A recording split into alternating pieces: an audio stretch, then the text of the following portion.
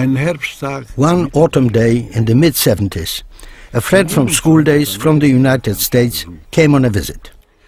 As always, we talked firstly about politics. To my astonishment, he declared that the murder of millions of Jews by the National Socialists was an invention, invented by Jews themselves to blackmail the Germans. I was outraged and decided to find out the truth, to question Germans and Austrians who had lived through these events. Until then, I only knew what the victims had said, the survivors. But how did the Germans and the Austrians, prominent people as well as the men in the street, see the murder of the Jews? How did they find out about it? And when? I wanted to research this. I wanted to substantiate. Not all the people I wanted to speak to gave me an answer. Those who remembered the truth and testified before the camera are also witnesses before history.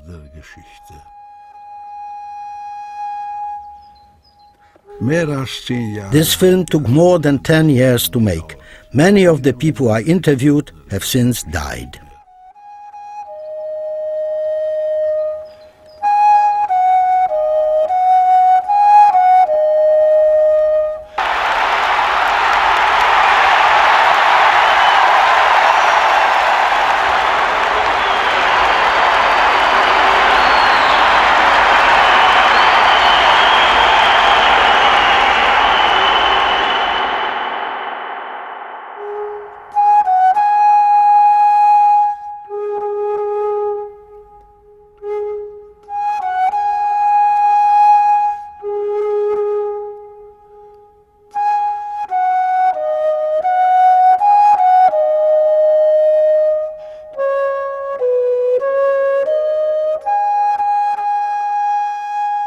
Peter von Meissner, born in 1920, grew up in the Sudetenland and in Austria.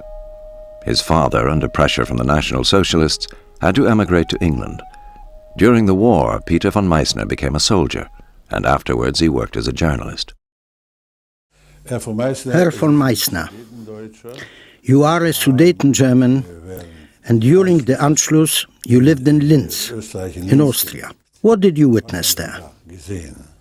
In the same street where the grammar school is and still is today, there was a shop with sweets, confectionery, and I used to go there every week to buy some sweets with my pocket money, Zuckerl, as they say in Austria.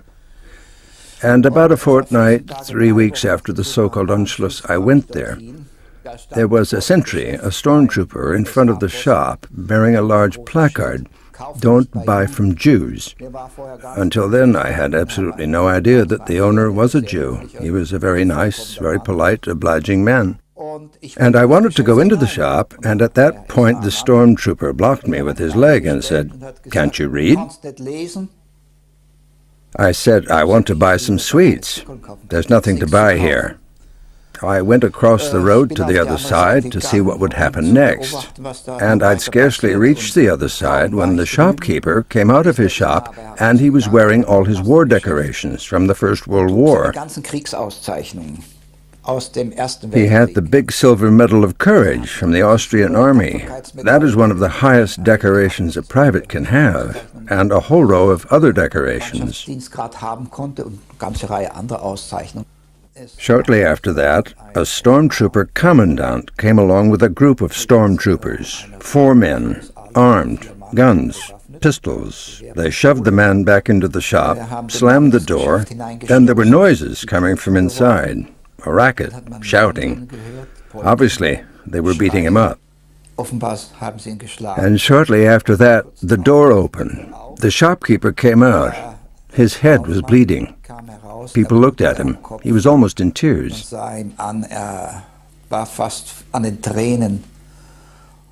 And his medals had been ripped off. And one of the stormtroopers had a pistol in his hand and was waving it about triumphantly, as if it were some kind of booty.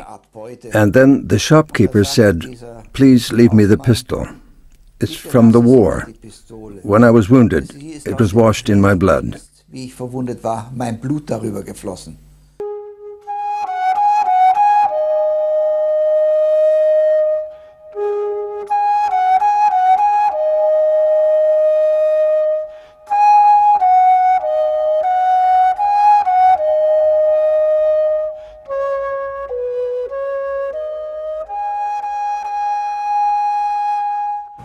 Heinrich Setzler, experienced the night of the pogrom, 9th November 1938, in Baden-Baden.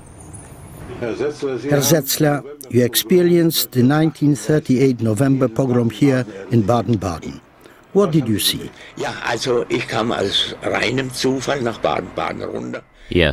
I came to Baden-Baden purely by chance, and as I was walking down Sophienstrasse, or Allee, I suddenly saw a procession of men marching past, escorted by German police and some uniformed party members, stormtroopers and SS.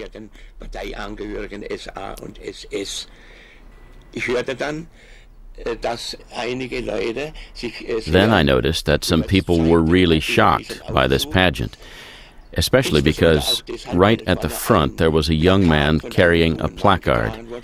"We Jews are Greater Germany's misfortune." The Jews were then taken to the synagogue.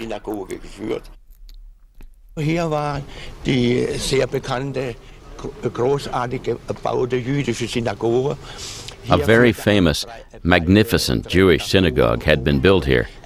There was a broad stairway leading up, and at the front there was a small landing. The Jews were then taken up there and had to form themselves into a tableau. A Jewish prayer mat was spread out, and then suddenly a ruffian went up to the well-known lawyer Dr. Hauser and beat him to the ground. What happened inside the... There were similar scenes going on inside the building too.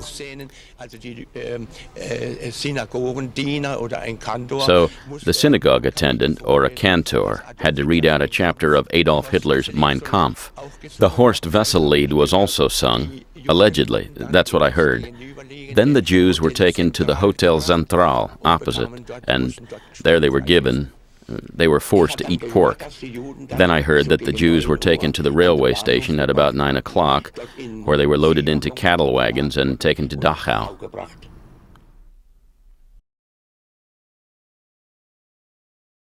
Wolfgang Schöller, born in 1921. During the war, he was a lieutenant and company commander. After Stalingrad, he became a Russian prisoner of war. He was a lieutenant colonel in the Bundeswehr after the war. Ich war 17 Jahre alt. Wir hörten in der Nacht. I was 17 years old. In the middle of the night, we heard a terrible noise. We lived near the synagogue, and we ran to the window, and in the street we could see a horde of stormtroopers going past. And they had dressed themselves in prayer shawls. They had draped them around themselves, and some had the rolls of the Torah under their arms. They all broke into wailing and lamentation. This scene made a very deep impression on me. Somehow it seemed unreal. The next day I found out that they had set fire to the synagogue. They had burned it down. First the police and the fire brigade came, and then the stormtroopers stormed into the synagogue, probably poured petrol onto the oak benches, and set the synagogue alight. Alexander Primavesi, born in 1926. Enthusiastic member of the Hitler Youth and National Socialist. After the war, he became a police officer. During Reichskristallnacht, that is the night of the 9th to the 10th of November, in the morning some of us, a few schools, got the day off. So did I. Other schools were led through the town by their teachers. I grew up in a small town. There were 10,000 inhabitants, and there were 160 Jewish people also living in this town. The shops there were devastated on the morning of the 10th by stormtroopers and SS men. Articles of clothing were strewn about the street. The male Jews had been taken away. They were taken to so-called labor camps or concentration camps until they signed over their assets to the state. Then they were released again. The town synagogue there was on fire inside. I saw that with my own eyes. The curtains, the prayer books, the rolls of the Torah and so on had all been thrown on the floor and set on fire. How many people were killed in this pogrom? According to present-day historical knowledge, 90 Jewish townspeople were killed in the pogrom. Klaus Hornig, born in 1907. As a lieutenant during the Polish campaign, this lawyer refused to take part in atrocities against civilians. He expressly instructed his company that paragraph 47 of the Military Criminal Code gives every subordinate soldier the right to refuse to carry out an illegal command. Until the end of the war, he was in Buchenwald concentration camp because he had berated a murderer as an SS lout. Dr. Hornig, were you there during Kristallnacht? Did you witness Kristallnacht? I witnessed Kristallnacht in 1938 here in Munich because I had moved from Trier to Munich in order to resume my law studies after a break of 8 years. And I mainly saw it in Theatinerstrasse, where the elegant shops were. I saw how they were completely wrecked. Then in Hildensberger Strasse, I saw how the Jews were being brought out of their apartments. The furniture was also being taken away at the same time, and the Jews were then taken to Dachau. To the concentration camp. To the concentration camp, yes, that's right. And I was just amazed the way the police were standing by and not doing anything. They didn't intervene, you know. It had all been arranged by higher authorities, so the police were not allowed to intervene in any way against the stormtrooper mobs who were carrying out this action. What did the people there say? People were just standing around gawking, so, in other words, as if it served the Jews right. Wolfgang Dorschel, born in 1911, worked in his parents' hardware wholesale business in Weimar. As a supplier of construction materials, I witnessed to events in Buchenwald concentration camp. On the night of Kristallnacht, the so-called Kristallnacht, in the November pogrom, the Jews were taken to the concentration camp? Yes. Did you see the arrival of the Jews? The Jews arrived in trains and were brought in via the so-called Prince's Entrance, and the Mercedes trucks were standing outside. These old 3.5-tonners they had in those days, and the first to arrive was a train from Leipzig. This train from Leipzig was mainly full of Jews who came from Brühl. Leipzig was a center for furs, and there were a great many Galician Jews. They came in the old costumes with long curls, etc.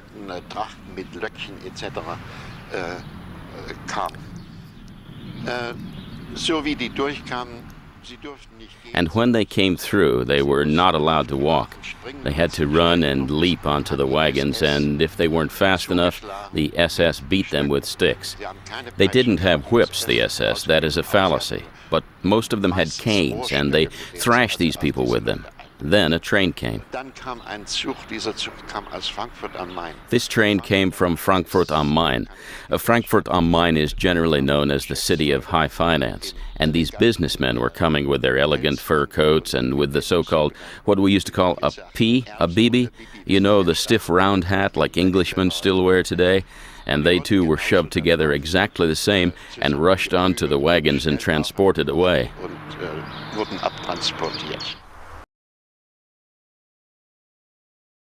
Hans Siekmann was in occupied Warsaw as a soldier and witnessed the conditions in the ghetto. After the war, he was a legal official. Herr Siekmann, during the war you lived near the Warsaw Ghetto. What was the ghetto? The ghetto was an enclosed part of the city of Warsaw. How was it enclosed? Partly with barbed wire, partly with wooden fences. Were there sentries? Yes, there were. Who lived there? The people who lived there were only Jews living there. How many people were there? Well, I would guess about 100,000. I would guess about 100,000. Did you go into the ghetto every day? Not every day, no. Perhaps once every 2 or 3 weeks. What did you do there? We were a motorized column, a vehicle convoy, and there were repair workshops in the Warsaw Ghetto where we used to take our vehicles for repair. Did the Jews work for you? The Jews did work for us. Were they good workers? They were good workers, yes. Did they get something to eat in return for doing the work? No. What kind of food rationing did they have? The Jews? Yes. I can't say. In any case, it would be very little. It certainly wasn't much. How did the people look? Well, emaciated, run down, starving and ill, more than ill. Did you see people lying in the street? People were lying in the street, yes, and some were dead and some were near death. Were the people afraid of you? People were not afraid of the Wehrmacht, but they were certainly afraid of the SS. How did they tell the difference? Well, the difference was, as they said, among the Jews in the ghetto, the soldiers with the national emblem on the right-hand side above on the chest, they were good, but the soldiers who wore the national emblem on their left sleeve up here, right, they were bad. And that was the SS. Did you see the SS brutalizing people? Yes, I saw that a few times. Did they beat them? I saw that a few times, yes. Did you see shootings? I didn't see any shootings, no. Were people begging for food? Yes, begging for food and also for drink. Why for drink?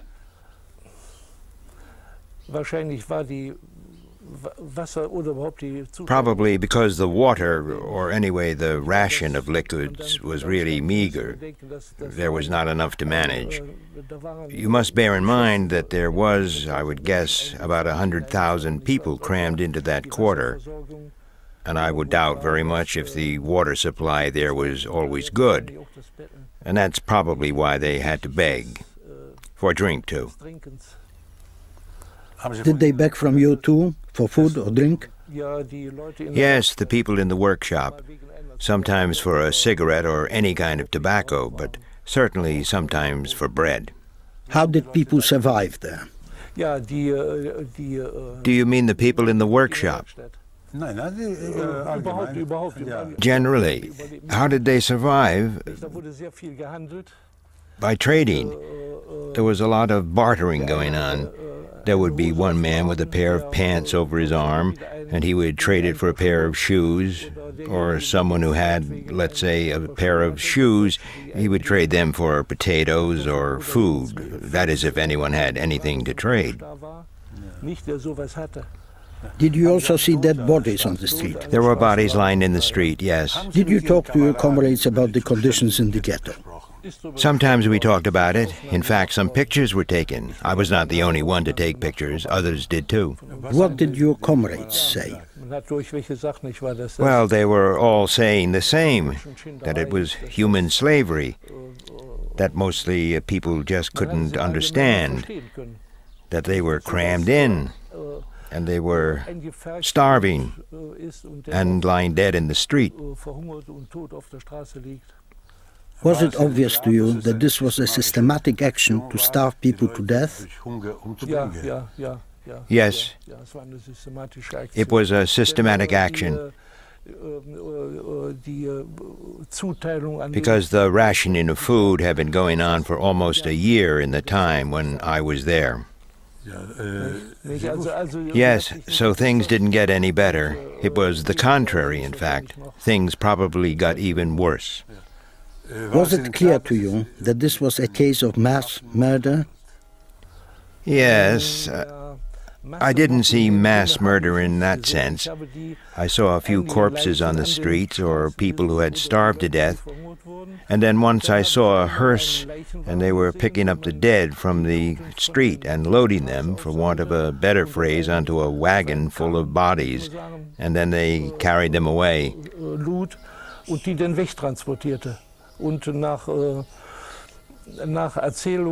And according to stories from people who were also in the ghetto, they were said to have been buried in mass graves. When did you see Jews being mistreated?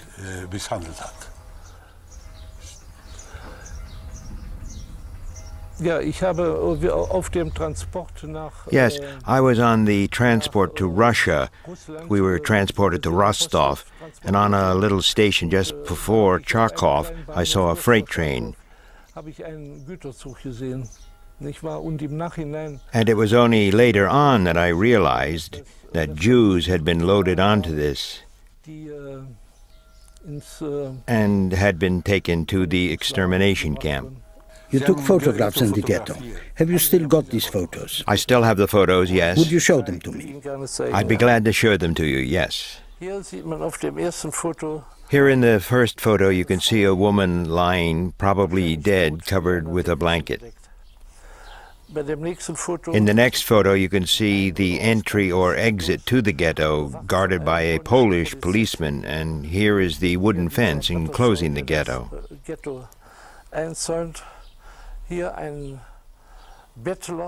Here is a beggar, rather ragged, with a saucepan.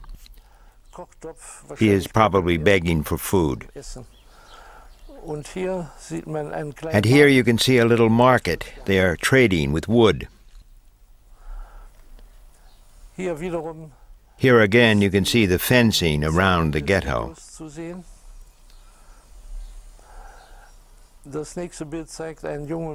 The next picture shows a young man with a plate in his hand who is presumably also begging for food.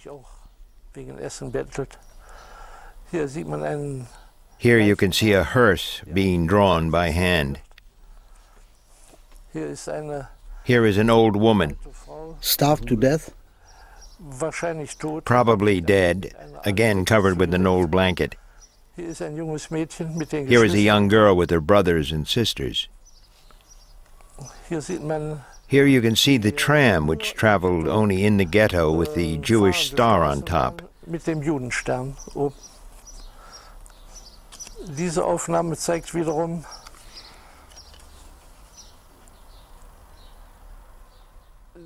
This photo again shows the Polish part, and here again is the Polish part, both connected by a bridge. Where this ghetto comes in here, it's a kind of long, narrow bit. The bridge was built so that the Poles did not have to come into contact with the Jews. Here again you can see a little market where trading is going on. Presumably these are potatoes and this is wood. The next picture is also the entrance to the ghetto, where you can see the sign saying, "Prohibited, infected area, no stopping allowed."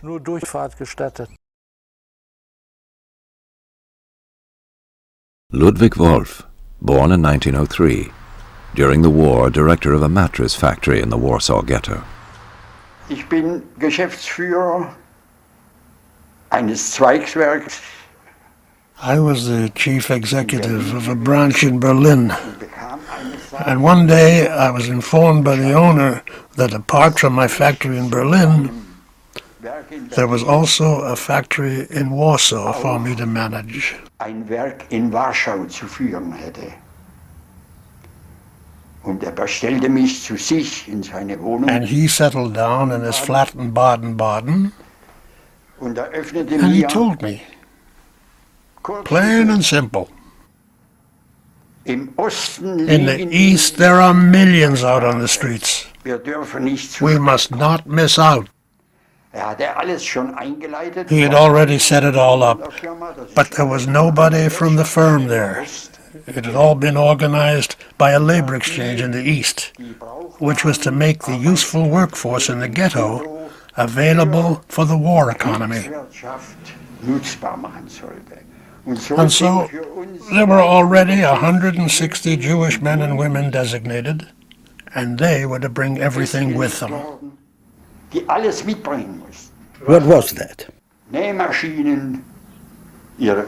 Sewing machines, their hand tools and so on. So I mean, 26 sewing machines were brought in for us. How were these people paid?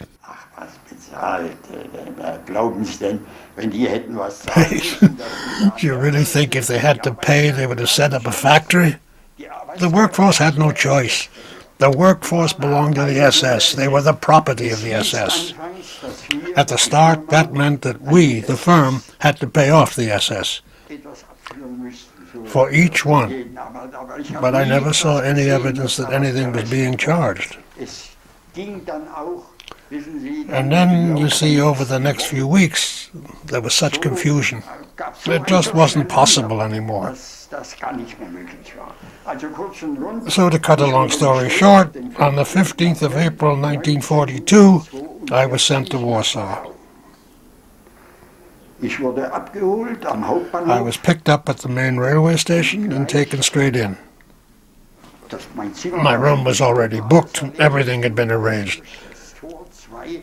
I was taken in through gate 2 of the ghetto, the street which there was called Szybowska. And at number 25 there was a large factory. Where everything had been seized for the firm. It was all prepared. As I said, the workforce had already been designated. The tools which they had to bring with them from home were also already there. Everything was already there. And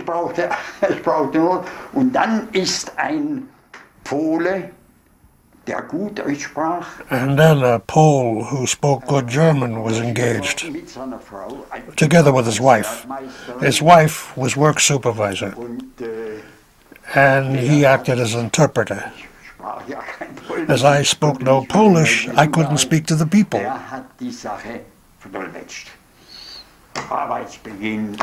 Work began, no question of meals or anything. You see, nobody bothered about how the people were to live, how they were to work. If somebody fell down, they just couldn't care less. They were given nothing, paid nothing, no food. Why did they work there? Why did they work there? Ja, in einer deutschen Firma zu arbeiten. Well, in the eyes of the people there, to work for a German company would mean you lived longer, you see. They knew that they had to die? Of course they knew that. It was obvious. By April 1942, they all knew. Even the Jews, every one of them. They knew what was going on. What was going on? Extermination. Extermination of the Jews. Not only Polish Jews, they were being deported from France, Holland, Belgium, from Germany, understand? And many came from Hungary, Czechoslovakia. How many people lived in the ghetto? There were over 500,000. Did you see people on the streets? You mean sleeping? Yes, did you see them on the streets? Of course. There were people nearby, and then we did this together with the Pole and his wife, and today it's very hard to even talk about it, you know, what was done. We got provisions on the black market and set up a kitchen at the back, but nobody had to know about it. And then we could give people at least some soup to eat at midday.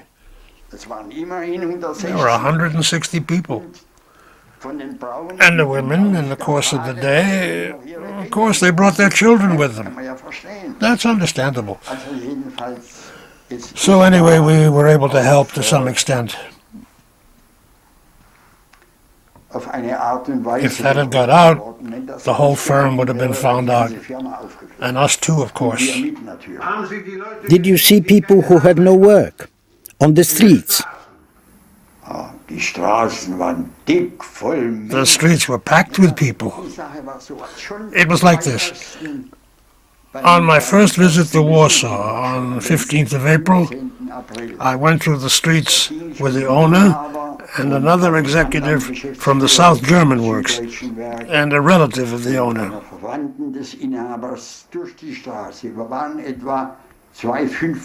So we were 5 in a sort of a line. So we had to wend our way through. And then somebody heard us speaking German. This was a middle-aged woman. She threw herself at us saying, "I was a piano teacher in Berlin. Help me. Please help me." Und dann sagte eben dieser Geschäftsführer, and then the executive said in his dialect, "Push off, you stupid cow." That was normal behavior in the ghetto between Germans and Jews, you see. zwischen Deutschen und Juden, wissen Sie? The ghetto was blocked off. Did you see checkpoints at the gates?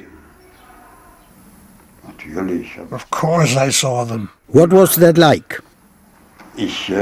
Mit dem Polen. Naturally, with the Poles, I often had to leave the ghetto to go to the government offices.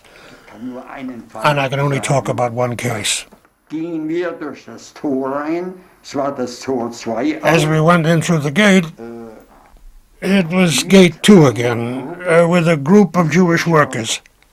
There were children there too. They were coming from some workplace or other in the city, and they were being taken back into the ghetto. And people were being searched for food or whatever.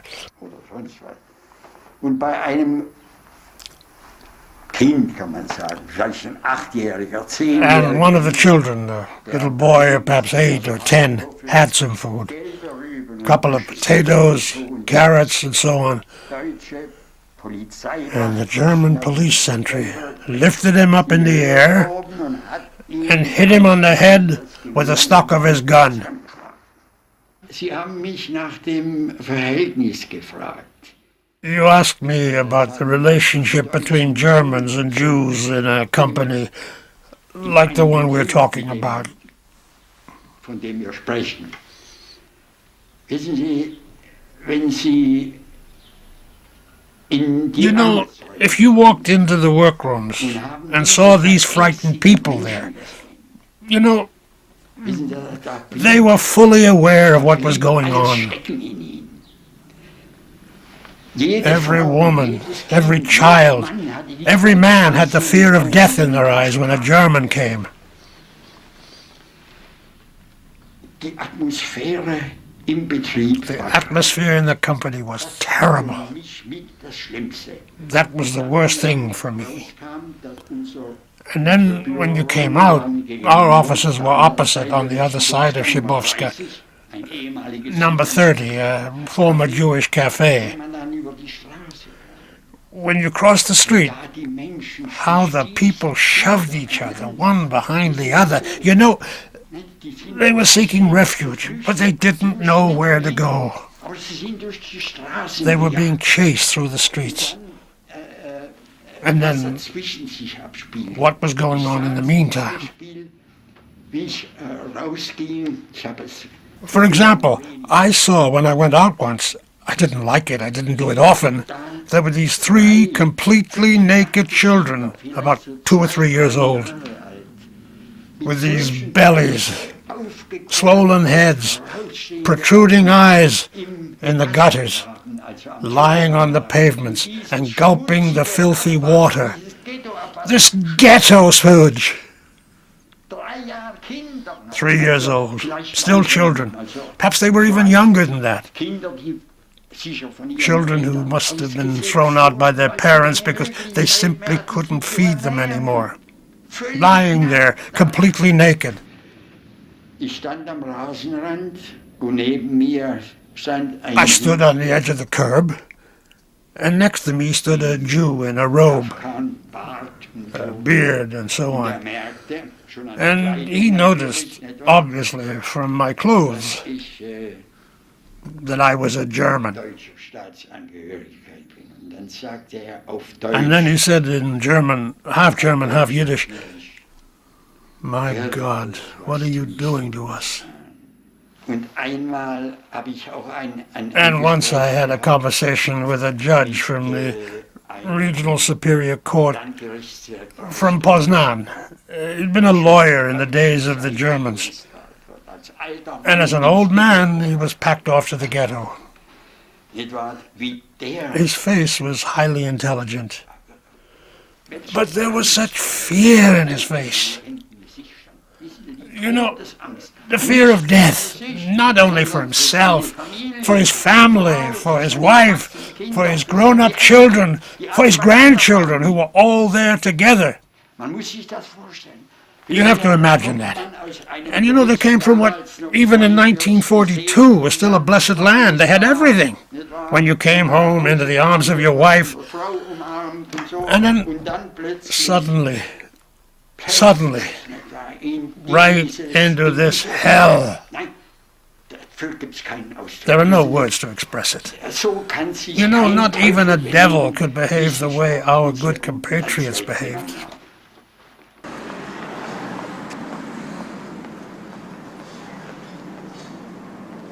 Walter Manaschek, born in 1957. Historian at the University of Vienna.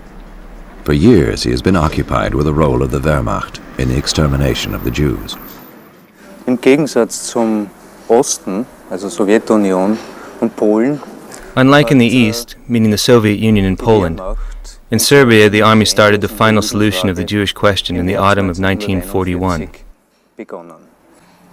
How was this mass murder carried out? Dieser Massenmord ist durch Exekutionskommandos. This mass murder was performed by execution commandos of the army and was done under the military pretext of shooting hostages.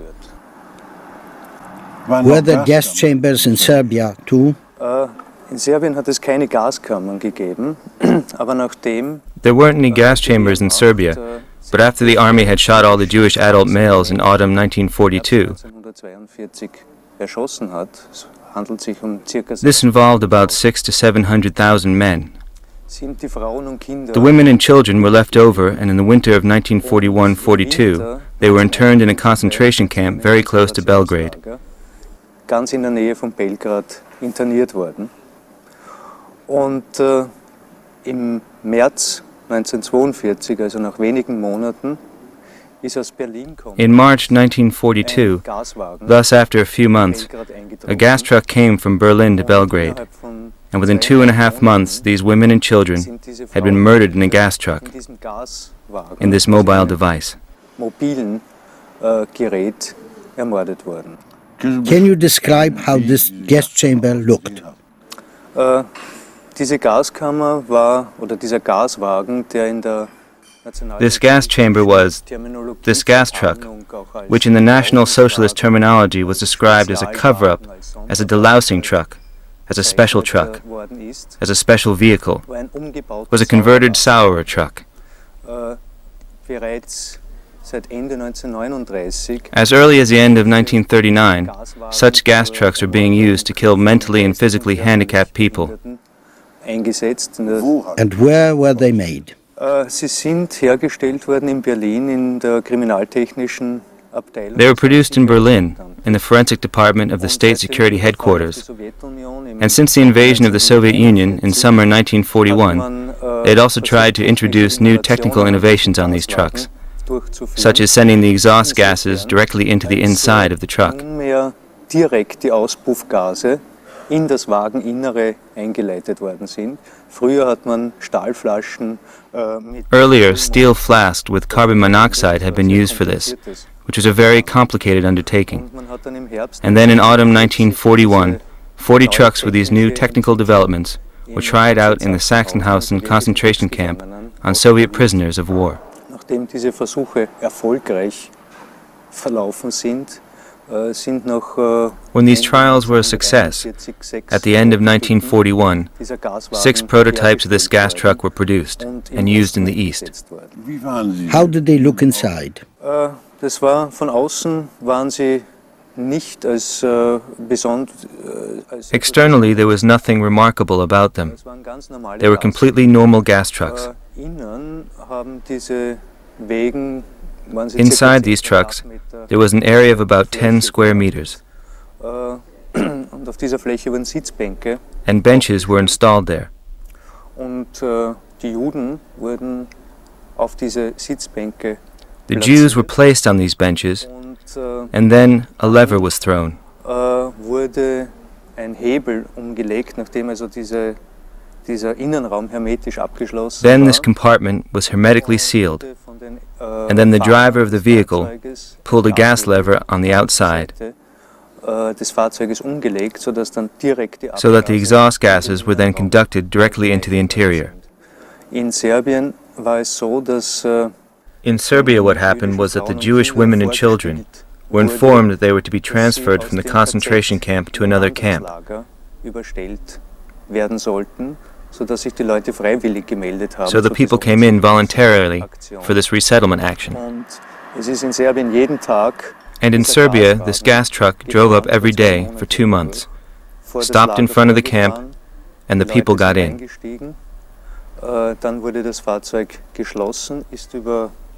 Then the vehicle was closed and drove over the Saverbrook to Belgrade. After the vehicle had crossed the bridge, it stopped briefly. An SS driver got out, the vehicle engine was stopped, then the gas lever was pulled, and then this journey of death went on through the middle of Belgrade. And during this journey, the women and children were suffocated. Once the vehicle reached the military training ground of Belgrade in Hawala, the people in the gas truck were already dead. They were unloaded by a Serbian prisoner commando group and buried in mass graves. This involved about 600,000 or 700,000 women and children who were suffocated in this 2.5 months killing action. Alfred Spies, born in 1919, was the senior state prosecutor in Düsseldorf, was counsel for the prosecution in several trials of National Socialist criminals, including both the so-called Treblinka trials. Herr Spies, as senior state prosecutor, you represented the prosecution in the 2 Treblinka trials before the jury court in Düsseldorf. What was Treblinka, in fact? Where was Treblinka and what was Treblinka? Treblinka was the largest of several extermination camps constructed in Poland in the course of the so-called final solution to the Jewish question. Treblinka lay some 100 kilometers northeast of Warsaw. What happened to the Jews there? As the name says, it was built for extermination, that is, for killing Jews. The Jews were killed there in gas chambers. What is the difference between a concentration camp and an extermination camp? Concentration camps sometimes also had extermination areas in individual camps, but they were primarily built to imprison political and other prisoners and were not inevitably geared toward the killing of these prisoners. In fact, a great many prisoners did in fact return from concentration camps. What is the difference between Auschwitz and Treblinka? Auschwitz was firstly a pure concentration camp, but was later expanded to include the Birkenau extermination area, expanded into Auschwitz-Birkenau, and was then a concentration and extermination camp, while Treblinka was just an extermination camp. It had been built only for the purpose of killing Jews, and also it was only in action for a year and a half. It was you who indicted Stangl. He was commandant of Treblinka. After Himmler, Heydrich and Eichmann, he was called the 4th worst war criminal. Why was he called that? When we look at the chain of command for the final solution, then we know that Hitler gave the order for the final solution, that the leading organizers were Himmler and under him Heydrich. While Heydrich was still alive, he was assassinated.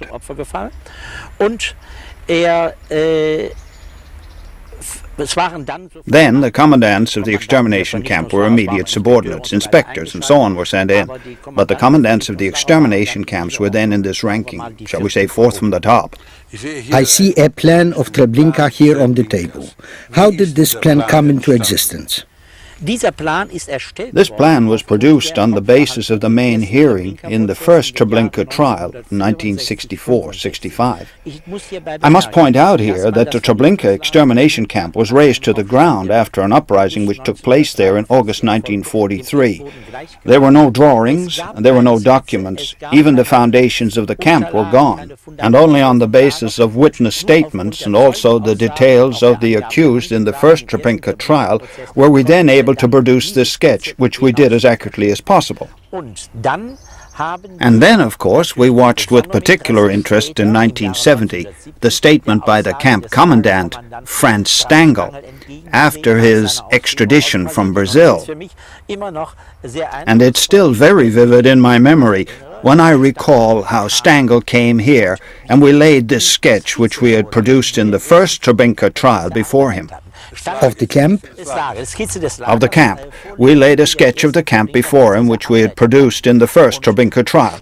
And Stangl had to know whether it was correct or not because he had fitted out the camp to the last detail. And to this day I can see him sitting before me and going over the sketch thoroughly for almost a quarter of an hour, if not longer. And he only looked up at me once, and I can still see in his eyes the astonishment and a certain admiration too when he said to me, "Mr. Prosecutor, this sketch is completely accurate." And then he was fully prepared to tell me all about the mass killings in detail. And he mentioned that when activity was at its height in summer, in certain summer months when lots of transports came, when we had to work from early in the morning until late at night under floodlights, in Treblinka, up to 18,000 Jews were killed daily. Franz Stangl, the commandant, told me that himself. How was this camp organized? How did this factory of death function? The extermination camps in Poland were basically all structured according to the same plan. Each camp was split into 3 zones. One was the so-called accommodation camp. This included the living area for the SS people, the Ukrainian sentry units allocated to them, and inside, the accommodation camps were strictly ghettoized again for the so-called labor Jews. They were Jews who had been selected from the transports in order to use them as a labor force until they were killed. Separate from the accommodation camp, again divided off, was the so-called reception camp. As the name implies, reception camp because that was where the transports were received. From the reception camp, they then led from the undressing area for women, for men, they then led the so-called tube, or as the Jews called it, the stairway to heaven, into the actual killing zone. That was the so-called death camp, where the tube emerged into the gas chamber building, in which the Jews were then crammed into 6 chambers, and there they underwent the dreadful death by suffocation, hundreds at a time.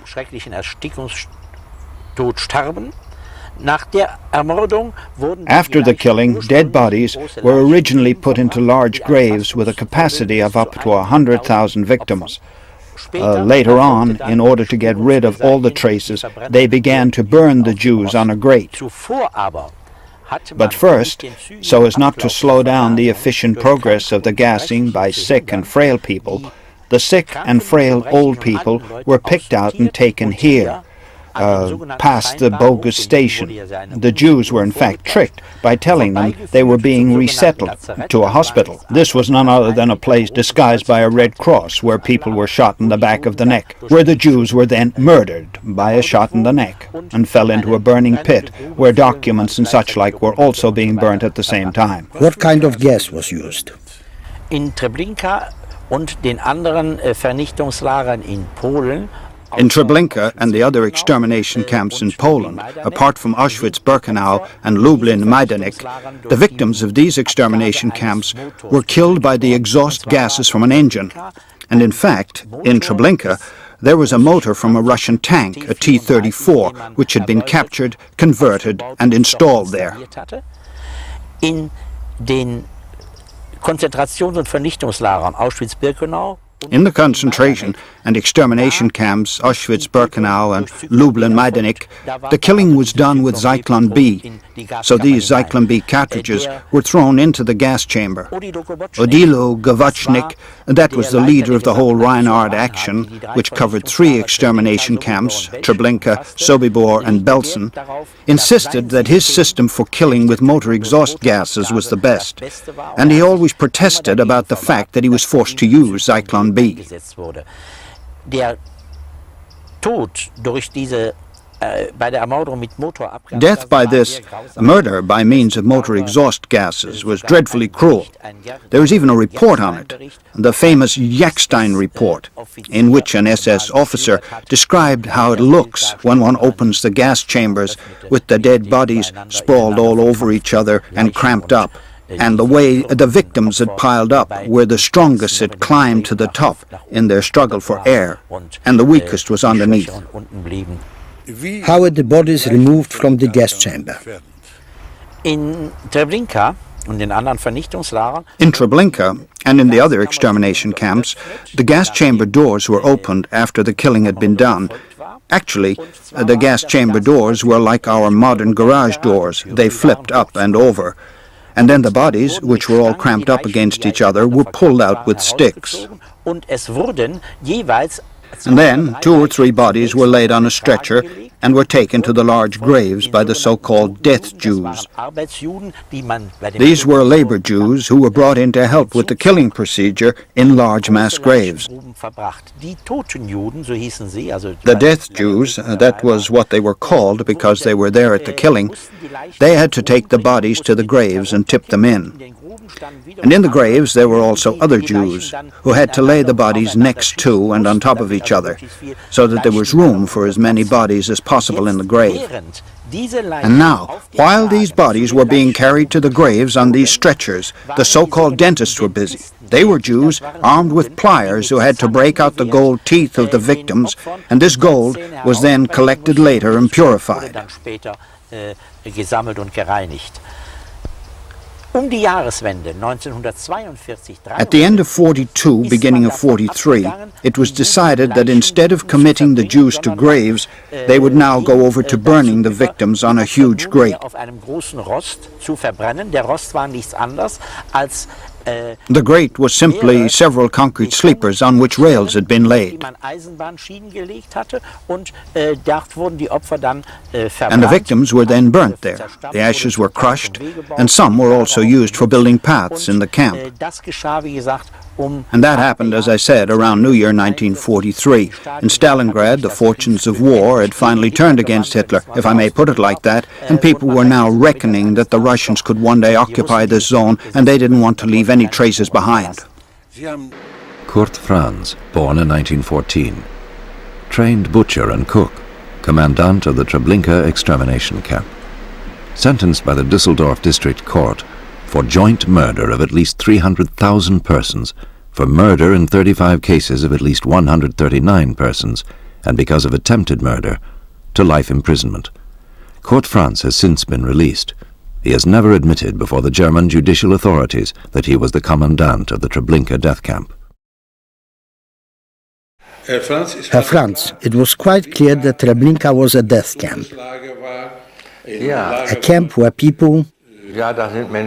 Yes, people died there, or were killed there. By gas? By gas. By gas. Hier ist das Lager Treblinka aufgezeichnet. Here is a plan of Treblinka. The people were brought into the camp here in wagons. I think there were always 20 wagons. Also ungefähr muss es gewesen sein. Und dann wurden die Türen aufgerissen. Then the doors were thrown open by Jews who had already been initiated by, I don't know, Stengel or Abel. I don't know, I didn't see Abel. If Abel, das weiß ich nicht, ich habe den Abel nicht erlebt. Und dann wurden sie entladen. And then they were all unloaded, and the Jews were brought down here to the square. I don't recall if there were 2 barracks or 1. I think 2. One here and one here. And the people were taken into the barracks and had to undress. So far as I can say, stripped naked? Yes, naked. There was a space, a corner here, where the women had their hair cut off. That was in this corner here. Sugamil did that. I was very angry with him because he caused me a great deal of trouble. Und dann wurden die Juden, also die Juden im Allgemeinen. And then all of the Jews. To be honest, I did not see or hear of any children. Then the Jews were taken out and into the so-called tube, which was completely camouflaged with fir branches by the camouflage commando. Everything was covered with branches. The commando was led by a deputy troop commander. I think his name was Zidov, who was entrusted with all that, so that it was impossible to see in.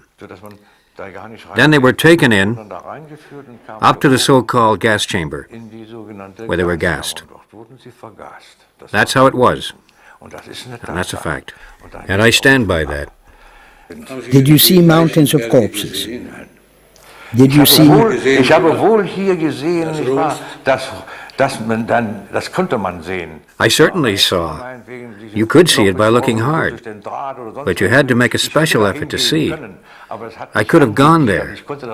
I had the opportunity, but it was too awful. I could not bear to see the people burning. They were laid on a grill and burned. What happened to their ashes? I couldn't say. I only know that earlier on there was no grill. In the beginning, before I got there was no grill. That was somehow set up by another deputy commander. Then trenches were dug. These are the pits for the bodies. Pits were dug, and I suppose the bodies were buried with cranes. That is, the bodies were carried there. They were carried down from the gas chamber, as I remember it. And then I think, after a while, there was this grill, and they were taken out with this crane, this excavator. They were taken down to the grill, and then brought out and laid on it. Das die Juden haben, das habe ich aber auch nicht beachtet. Das habe ich nicht beachtet. Die wurden dann aber da draufgelegt und wurden. I did not pay any attention to this. They were brought out and placed here, and then the bodies were burnt. And then I think sieves were set up, like sifting sand, and the ashes were sieved through them. And whatever was still too big to go through the sieves, I think that was either crushed or crumbled, so that it all somehow disappeared. How was the gas produced?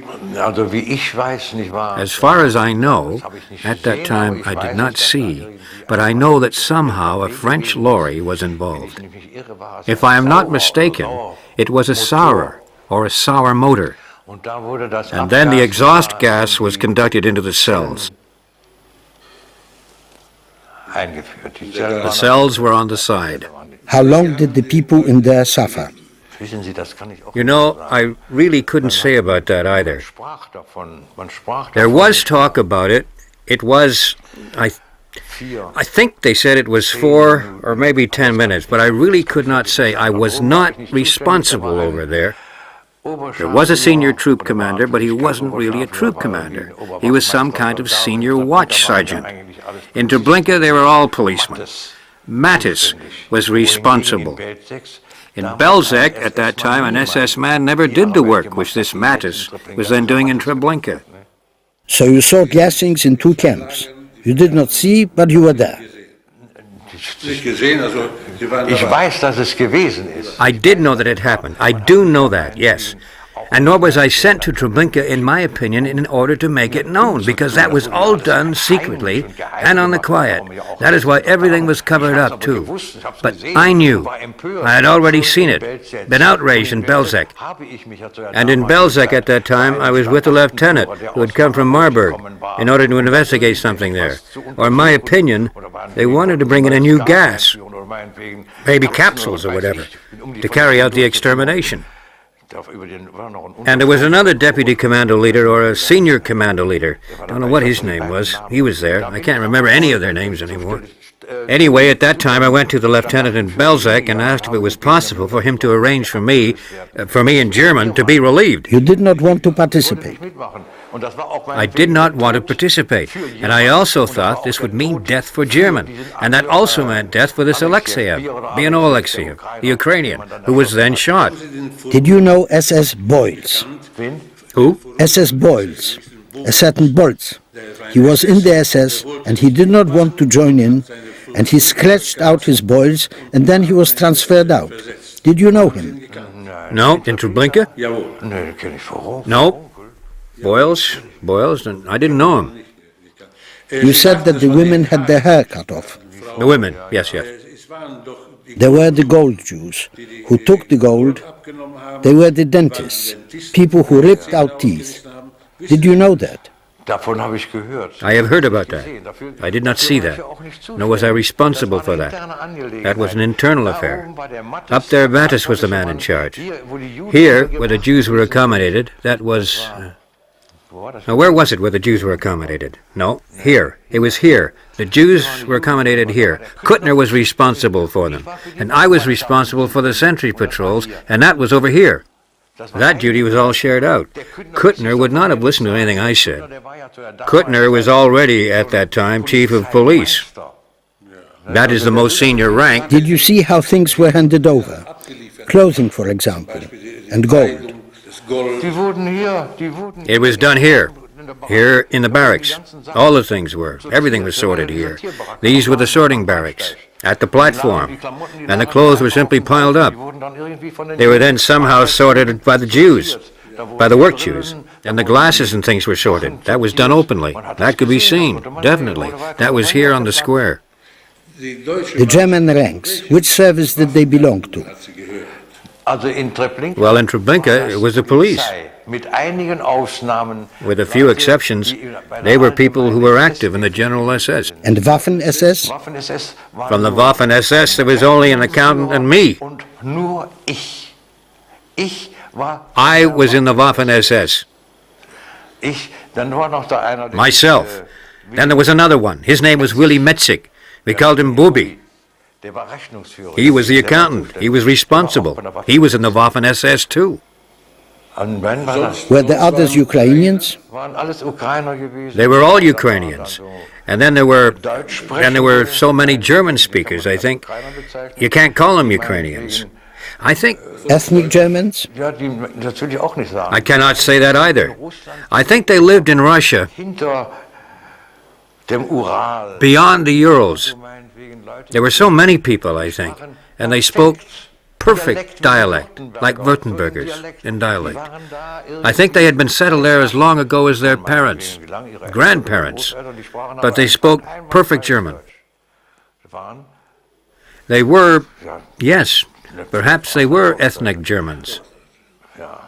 We used to call them captive Teutons. That was how it was.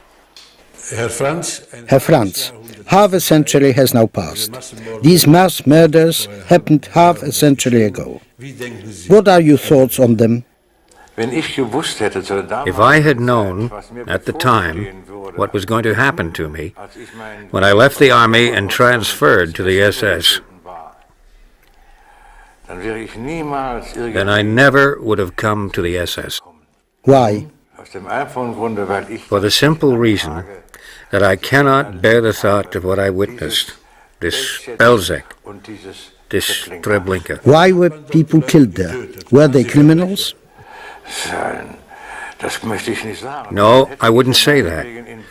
Because if that was the case, then I never would have had this conversation in Belzec with the woman and her daughter, who were begging for each other's lives. The daughter was begging for the mother's life, and the mother was begging for her daughter's life. Herr Franz, why were these people killed? But they were civilians. They were inoffensive people. I have never in my life, anywhere, ever had any problems whatsoever with Jews. Although, and I must stress this now, the accessory prosecutor at the time in the Treblinka trial, Dr.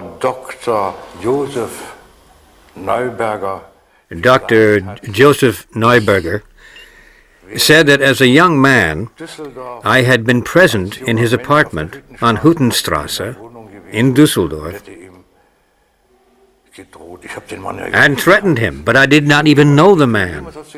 I have never had anything against Jews. For example, I played handball with Jews at Ratingen 04, played handball with Jews in the stadium in Düsseldorf, Maccabi. I played handball as an opponent. There were never any problems. I did not see any difference between Catholics or Protestants or Jews. In Ratingen, I had a pal who was called Balak.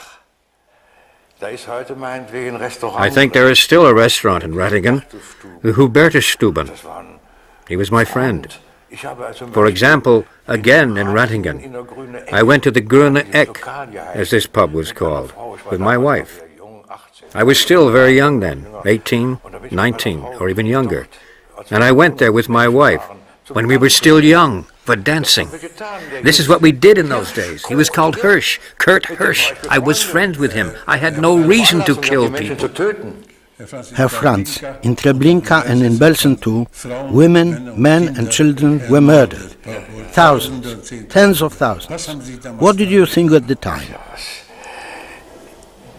I was against it, really. What happened in the beginning was that, for example, in Belzec, that no one could not have known what would happen there. Then I think trenches were dug. When I got there, nothing was going on. That was in March 1942 when I came to Belzec. At that time, I didn't know what was going on. I had no idea at the time. For what purpose? There were the demarcation lines, the old demarcation lines between, I think, Austria and Russia. There between Belzec and Rabaruska was a demarcation line. I do know that, but until then, I really had no idea what was going to happen. What would happen if you were to receive the same order today? Never. Never again. Hans Wilhelm Munch, born in 1911. Untersturmführer in the Waffen-SS, refused to select prisoners who were unfit for work for the gas chambers and went to Berlin to demand a transfer. This was refused because he was privy to a state secret. When Auschwitz was liberated, he was taken prisoner by the Red Army and handed over to the Polish authorities. In January 1947, he was the only one of 40 accused to be released by the Krakow court for the reason that he was absolved from sin and atonement. Im Jahr 1943 stellte sich schon heraus, dass der Himmler. In 1943, it was already becoming apparent that Himmler and also the entire German war effort could not do without the labor force. One simply could not afford to, in general, destroy this great potential of, as we said, millions of Jews. Simply to annihilate them, as had been done previously in Majdanek and Treblinka and the other extermination camps in the protected territory. We could simply no longer afford to do this. And everybody who was fit for physical labor was separated out before the gassings. Straight after the arrival of the transports, they were selected. Ausgesondert selektiert. Und diese Selektion. And this selection should have been, or was done, according to orders, done by experts, by doctors. Also von Ärzten. So how were they selected and why? On one side, those who could work, and on the other, those unfit for work? Unfit, certainly, and that included children. Women and children? Kinder. Und auch arbeitsfähige women and children, and also children capable of work. For example, mothers who were young and strong, but with several young children who were calling for their mother when they were selected. Then they were, so as not to interrupt the selection process, they were also then selected, put with their children among those selected. To be gassed. Among those to be gassed. How did that happen? Man hat große Räume. There were large rooms prepared, which were camouflaged as shower rooms, a sort of large shower room.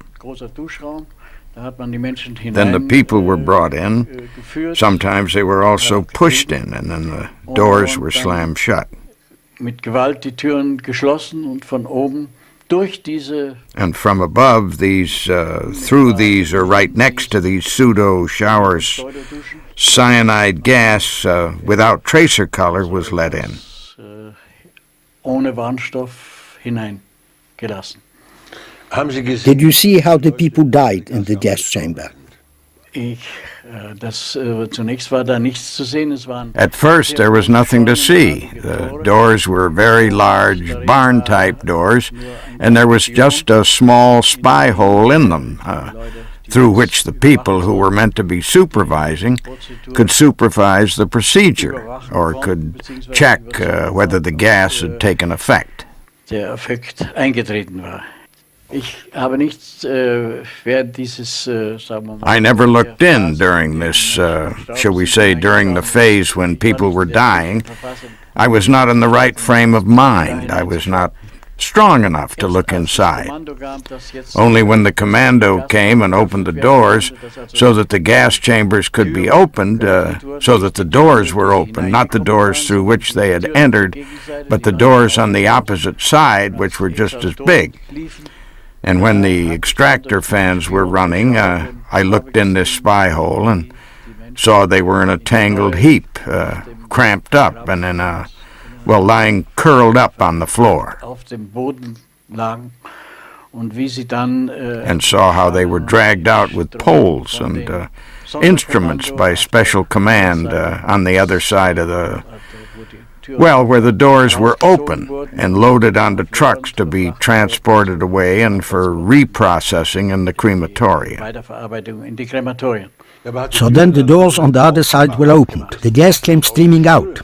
Yes, first there were extractors running, extractor fans. What does that mean? Ventilators. First the gas was extracted by ventilators. And then the doors were opened. And then the bodies were hauled out with poles. So the people who worked there were not gassed by this gas streaming out? No. They also had, not all, but I think certainly most of them, had clothes over their noses, wet cloths, and they were pulling them out. How long did this gassing take? Nach meiner Erinnerung as far as I can remember, a relatively long time, because you can't just estimate that. But it was generally said we reckoned on 10 minutes. Then you can be quite sure it's all over. But then we still waited anyway because there was no rush, because there would always be plenty of time before the next load came. In fact, there were several crematoria. Gas chambers? Several gas chambers running at the same time, so we were not under orders to gas people in rapid succession. But there were several gassings in each gas chamber each day. During 1944, during the big transports from Hungary and Holland, there were gassings every day. When normal operations were going on, everything was postponed until the night. Then there were only gassings during the night. I wasn't a camp doctor, but I was assigned to the camp as a hygienist. And I had nothing to do with these gassings. But when the large-scale gassings came in the summer of 1944, and there were simply not enough personnel, doctors were not enough doctors. Then they fell back on everyone at this great Auschwitz complex who had been doctors and had nothing directly to do with selections. They were drafted in then to help out and were detailed to do this. And then you watched as it happened. And I refused to do so. Dr. Münch, how is it that you refused to do selections? The work to which I had been assigned was something with which I could identify to some extent. As a hygienist in the camp, ensuring that the hygiene conditions were reorganized, that was something which was completely compatible with my medical knowledge. Und ich habe dann, als ich aber But I could not bring myself to collaborate with these killings in the gas chamber, in these matters, and so I refused. wirken und habe ich mich geweigert. Did you speak to your colleagues about the gassings? Ja. Yes, of course. I was in constant contact with them. Ständig im Kontakt. What did they say? Als Hygieniker, und da ergab es sich natürlich auch, dass I was still acting as a hygienist, and of course it did happen that we spoke about the gassings. But strangely, what we really talked about were the shortages and the problems which we had because of the fact that a certain amount of the reports had to be improvised, because Auschwitz was not in fact primarily a gassing camp. Und an der Tatsache, dass die Juden And as to the fact that the Jews had to be gassed, or shall we say, there was certainly no doubt among those who actively collaborated, and with the fact that the humanitarian ethos, with the medical ethos, they were not responsible, since they had each come to terms with this a long time since. There was no longer a question. One had agreed to do it, and it was now, so long as it went all right, part of it. That is, everyone was trying from his own point of view and from his own options to justify the whole matter of these gassings. That was the view, the official opinion of people who were all convinced that the gassing, the extermination of the Jews, was right. And the gassing was the best method until then that could be found to do this. That was their opinion, there was no discussion on that, and in that sense it was not open to debate. Ella Lingens, born in 1919, doctor and lawyer in Vienna. After the Anschluss of Austria in 1938, she helped Jews to emigrate. She was denounced and sent to Auschwitz as a political prisoner, where she worked as a doctor. I personally actually got the first real impression at about the end of August 43. It was a very hot night.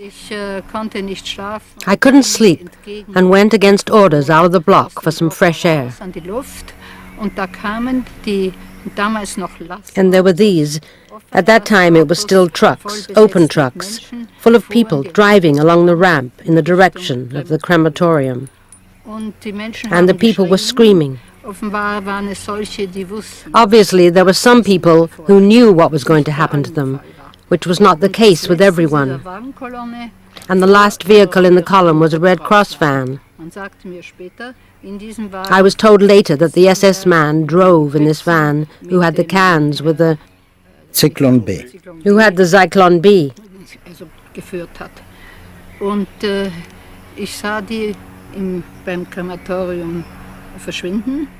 And I saw them disappear into the crematorium, and about 10 minutes or a quarter of an hour later the flames were leaping out of the chimney, and there was thick black smoke coming out. And then I realized, now these people had been killed, and their bodies were being burnt.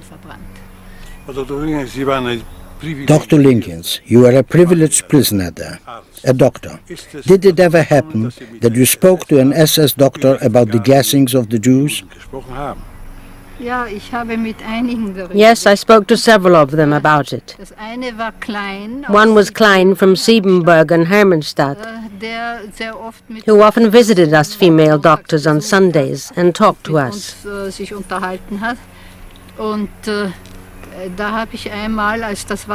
And once, that was the time of the Hungary transports, when uninterrupted day and night these flames were coming out of the chimney, and you could even see the fire outside the crematorium from a distance. And I was standing right next to him, and he was watching that. And I said to him, "How can you reconcile that with your Hippocratic oath?" And then he replied, "Because I have sworn a Hippocratic oath, I cut a festering appendix out of the human body. The Jews are the festering appendix in the body of Europe and must be cut out." That was one of the conversations. Were there any other talks?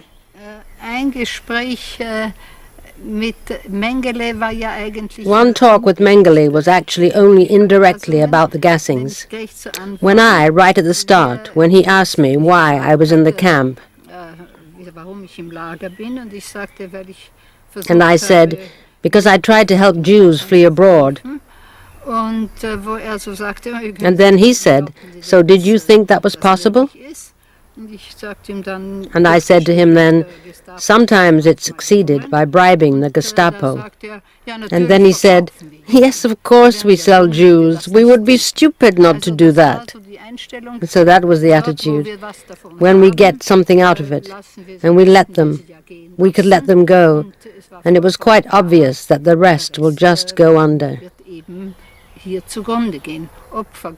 Whether they were gassed or killed in the camp, in reality, it didn't really make much difference how they died.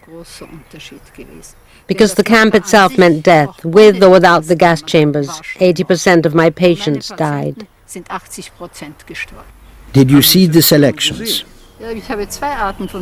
Yes, I saw two kinds of selections. Firstly, those in the sick parades, which took place every 4 or 5 weeks. And then the selections on the ramp. And the railway tracks which went right past our camp. You could see them going by and stopping, the masses coming out of the wagons. An SS doctor was always standing there and he used to wave. And he made a selection according to facial features. Any layman could have done that just as well. He used to let any person who looked quite strong and fit for work into the camp. It was completely arbitrary. There were always some kind of group coming in. It also happened that once, for example, beautiful young girls were brought in by a camp doctor because it made him sad that they were going to be killed.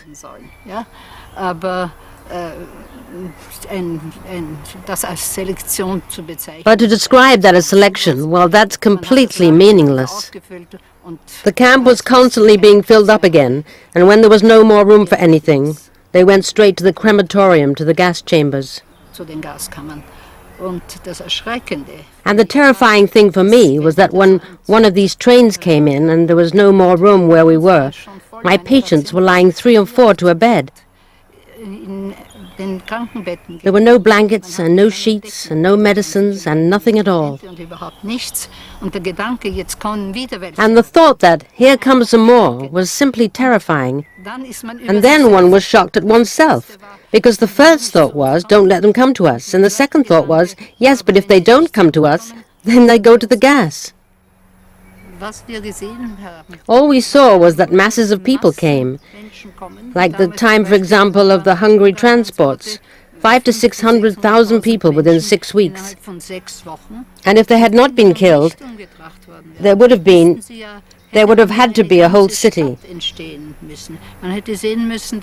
We should have seen food transports coming in. Nothing of the sort. Where were they then? Here and there small groups went back and forth, taken to the armament factories, but the vast majority were only seen coming in, and they never came back. Walter Soswinski, born in 1905. After the Anschluss of Austria in March 1938, he was deported to the Dachau concentration camp as an opponent of the National Socialists, and later to Mauthausen and Auschwitz. After the war, he was Director General of the Austrian National Bank for a time. It was actually a miracle in itself that when we arrived in Auschwitz, all of a sudden 300 German prisoners were arriving, and they were all politicals. This was at the time of year, that was summer 1944, you know. It was no longer possible. Such numbers of political prisoners were no longer seen in Auschwitz.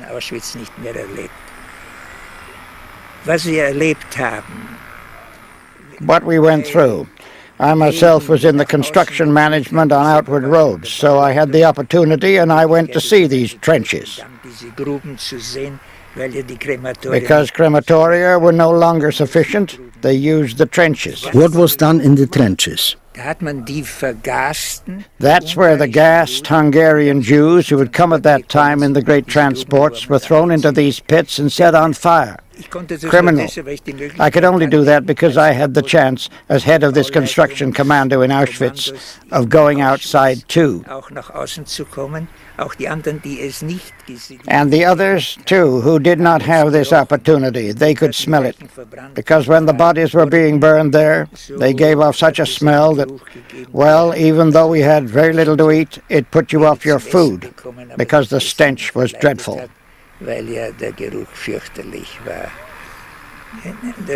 The stench of the bodies? The burning bodies, not the bodies, the burning of the bodies. There was a sickly sweet smell, which is terrible. Also, we always knew what was going on because the SS didn't keep it to themselves. The way it was going, they could already tell that things were coming to an end, and that the army, not all but part of it, had been talking about it. So that was no longer a secret for them. Did they give any kind of explanation as to why they had done it? Yes, there was an SS man. There were SS people who told me how they had come to do it, voluntarily, compulsorily. It was certainly not simple to explain. In Austria, for example, young men were brought into the SS during '44 whose fathers had been killed in the camps. So that was going on too, you know. But the typical thing was a talk with an SS man who said, well, we grew up like that. The priest, that is the clergyman who gave us instructions, he said, well, it was the Jews who killed Christ, you know. And so that stuck in our minds, of course, and for all the others too. That is not the explanation, but that was his justification? The justification that the others had told him that the Jews were guilty of something, namely of the murder of Christ, although the people were really not at all pious. So you can't say that was the reason for it, but that was an explanation for him, a justification for him. Did you see the selections? No, but certainly the result, namely those left over. One example, 2 Hungarians came into the commando in Auschwitz, Jews, of course, who had been taken out of the selection because they were engineers, and it was believed that something like that was needed in the construction management too.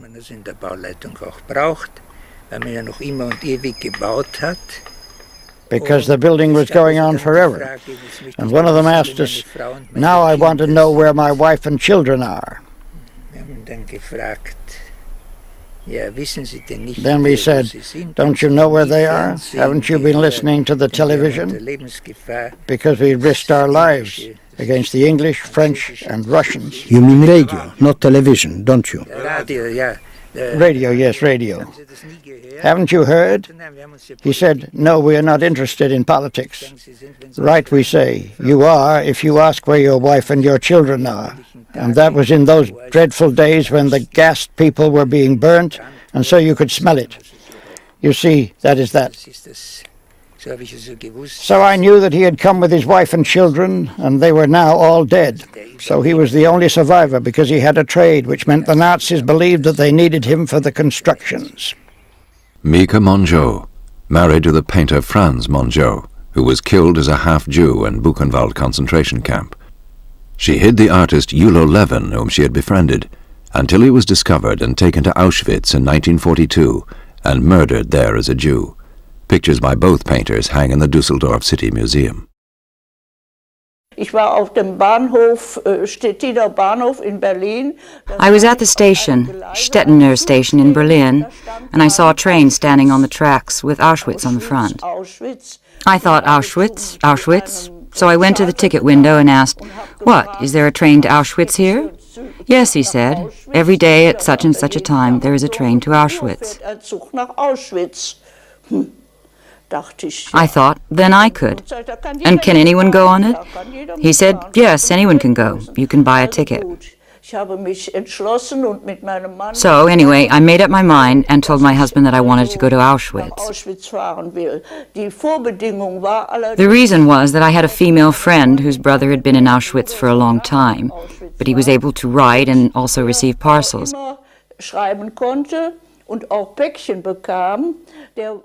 He was, what do you call it? A jeweler.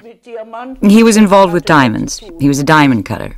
In Antwerp? In Antwerp. And of course, the family had paid, so this SS man accepted the parcels. With gems?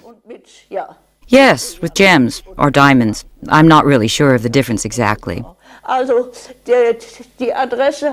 So I got this address, and I also wrote to this SS man. But I always made out that I was interested in my brother.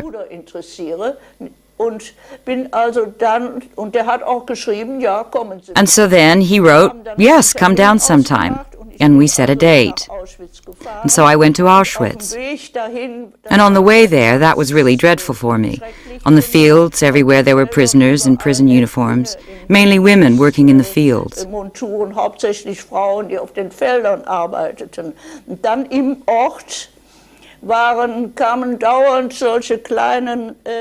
then in the town, there were all these small troops of prisoners, guarded, of course, by SS men with guns. And they were dragging some kind of heavy load or pulling carts. And he kept on driving them on. Hurry, hurry, hurry. And these were such emaciated figures. That was shocking. And I looked each of them in the face and thought perhaps it's Julo Levin. Then I went to the camp on the bus. And at the time that I had agreed with the SS man, I went into the camp. Und bin also ins Lager auch rein, natürlich nicht nur da, wo die Offiziere. Only into the part where the officers and the sentries lived, right at the front. Und ich habe mit dem SS-Mann dann auch gesprochen. Wir haben über And then I talked to the SS man.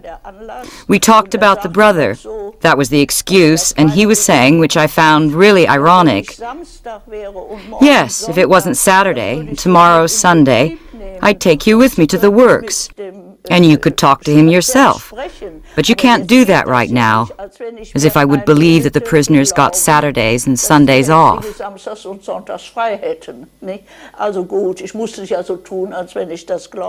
So anyway, I had to act as if I believed that.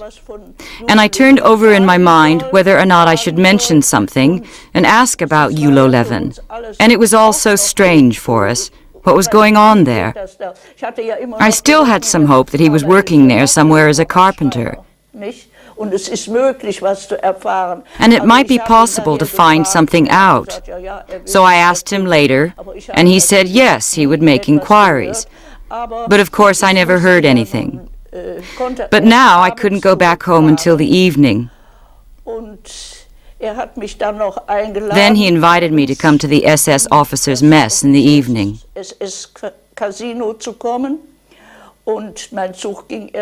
My train was not leaving until just before midnight. And there I was. I had to pass the time somehow. I was with a soldier who had a cart, a sort of little cart, who was driving around there, and I asked him if he could take me with him to drive around a bit. And we drove around a part of this camp. And that was really dreadful. On one side, the barbed wire and the watchtowers, and on the other side were countless barracks with company names on top, all the big companies you can think of. Which ones? I can't remember it in detail now, but AEG and lots of others. I didn't take it all in. Anyway, they all had their barracks there. And then it suddenly dawned on me why a normal passenger train went there every day. Because all the German employees of these companies worked in these barracks. You know, all the office work. The factories, they had those somewhere else. They weren't open to the street. But these offices and the employees, the managers, they were all there. They processed orders and I don't know what else. They were traveling back and forth. From Berlin to Auschwitz. Yes, of course. It's like that in any business. What was the officers' mess like? In the officers' mess in the evening, there was a tremendous hullabaloo, blaring music. But what was interesting for me was that it was a large hall, which was painted about halfway up the walls. It was painted with a continuous frieze with these scenes from the Middle Ages, dancing maidens, and knights from the age of chivalry and such like.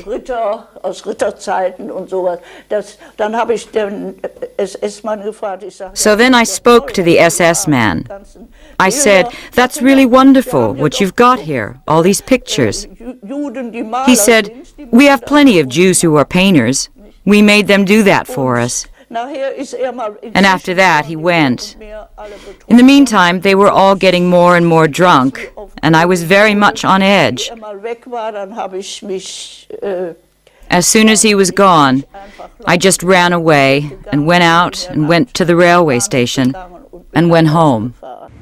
Helmut Frank, born in 1923. As a soldier, he became a Russian prisoner of war. After the war, he built up a company and became managing director of a paper factory. Dr. Frank, when and where did you become a Russian prisoner? Our beloved Führer sent me to Russia very quickly. And at 18, I was called up, and 18 months later, in August 1944, I was in Bessarabia. That's somewhere in Moldavia, near Chisinau in Romania. I was taken prisoner at the end of August 1944. Now, I'd had the misfortune to take a few splinters of shrapnel in the leg, in the calf from a grenade a few days before. At first, things didn't go too badly, but because we had to march for such a long time in the dust and huge marching columns as prisoners to the east, the dust settled into the wound. It got more and more swollen, and that was lucky for me. Because of that, they didn't take my shoes off me, because they could hardly take the shoe from my foot, because they were so swollen, at least that one leg. And I got quite a fever after about 3 or 4 weeks. And the frontline soldiers were not so mean as others found behind us, so that I was taken to a military hospital. And the fever was getting higher and higher. Gradually, I was really unaware of things, and not because it was so horrendously painful, but because I was obviously already in a condition which stopped me realizing things so much. But something still allowed me to be aware to some extent, despite the reduced grasp of reality, that a series of doctors who were whisking around my bed so fast were giving me a wide berth, because they had obviously said to themselves, "There's nothing more to be done for this one." So I just lay there until one day an attractive young female doctor came in. She came up to my bed, unlike the others, and she said, "How are you doing?" in German. That was something that really struck me. It really stood out. And then I also noticed that she spoke with an accent which reminded me a bit of Yiddish, which I was used to hearing in Vienna because we had friends who also spoke a bit of Yiddish.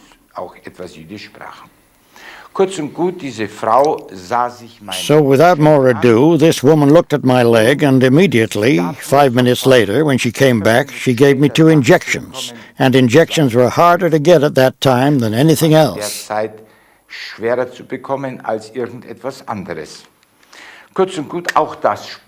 In short, even giving injections was a small miracle. And I took that in, too, despite my reduced grasp on reality. I managed to take this in. Anyway, this woman remained by my bed for nearly 24 hours. She was only away briefly. I don't know how many injections she gave me, but there was no end of them. I also had something to drink and some kind of pills and some kind of bandage on the leg. So anyway, after these 24 hours, I felt a lot more alert again, and I took in my surroundings a little.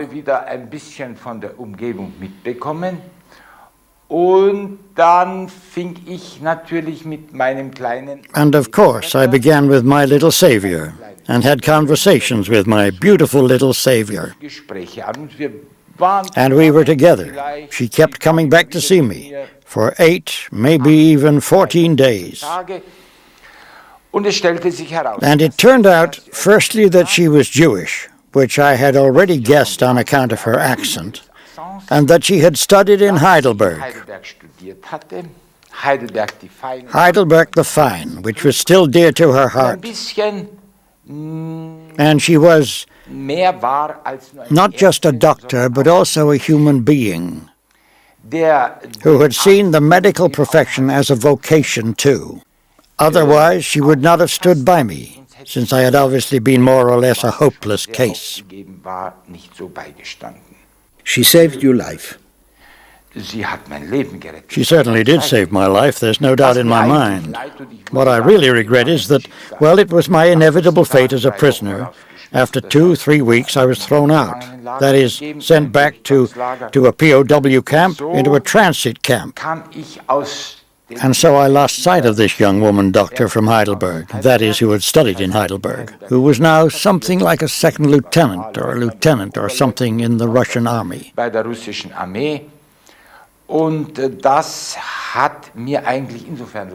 And I really regretted that, because after the war, after going home and after life had got back to normal, I would so have loved to have talked to this lady, and I would have said,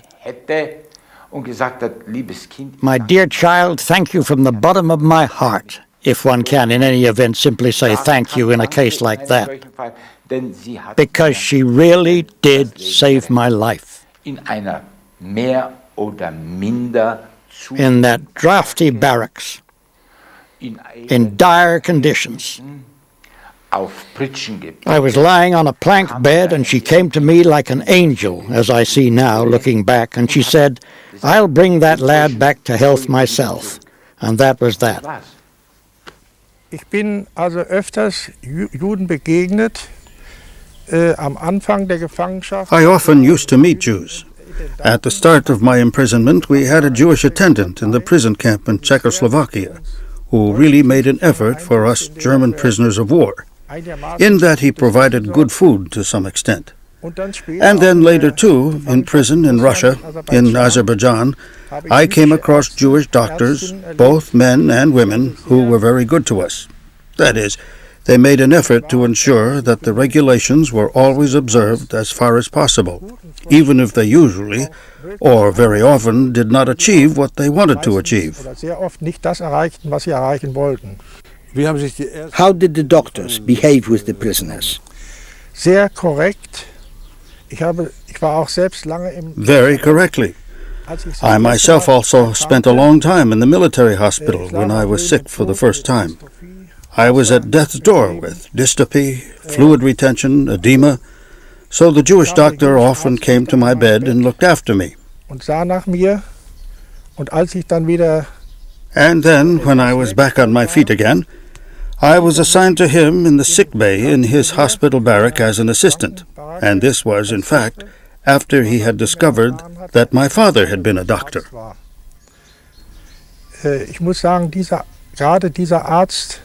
I must say, this particular doctor has stuck in my memory. He was a Jew and came from Kharkov. And the most shocking thing for me was when he told me that in the war, his wife, his 2 children, and his mother in Kharkov had been shot. And according to him, the SS had done that. And to me it was somehow astonishing the way he behaved towards SS men, which some of us prisoners were.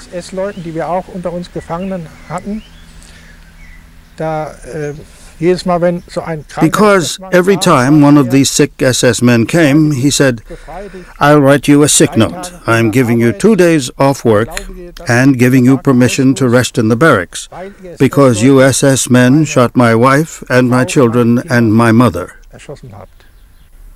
So this was an act of charity. Yes, certainly 2 days off for prisoners was an act of charity. And I must say once, we were in a camp which was somewhat remote.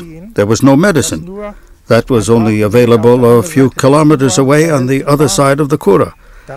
And once he raced out at night himself across the river and fetched the medicine for a prisoner of war, because nobody else was allowed to go. What kind of distance was that?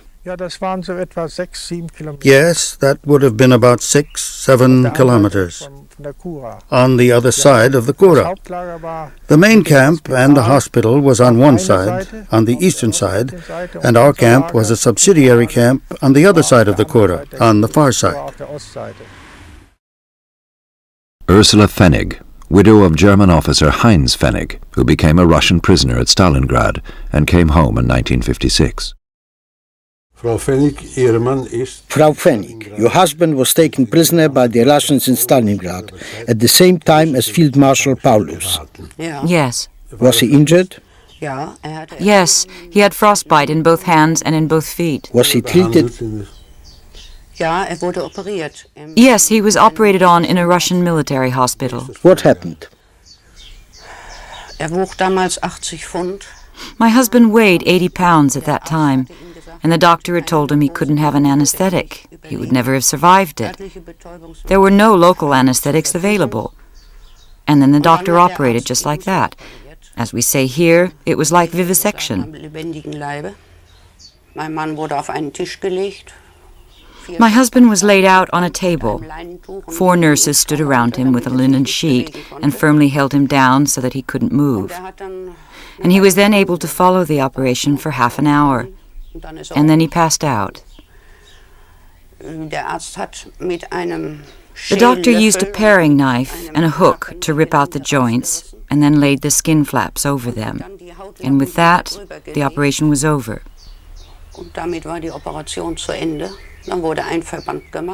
Then they put a dressing on, and 2 weeks later my husband was moved to a different military hospital. But first, he spoke to the doctor again. He asked him how come he spoke such good German. And so the surgeon explained to him that he was a Jew, and that he had lost his whole family in Germany, but that he had just acted in accordance with the Hippocratic Oath.